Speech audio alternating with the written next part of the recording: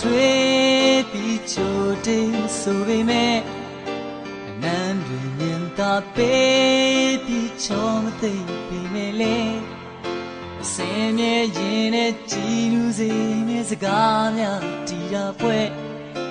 ချိန်ပေးကဘေးနာမှာမနေနိုင်မိမဲ့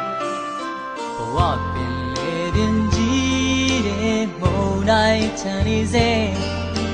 လိုင်းလီကိုဆန်ရင်နဲ့အာတင်အန်ကိုခဲဝေနောက်ချောက်ချမှုများရဲ့ကြားတို့တိုင်းမြူငယ်လေးရိုင်းနဲ့ပြိုလေမသွားအောင်ကာကွယ်ပေးလောကတန်ရာတန်ချက်တွေရဲ့ရှိက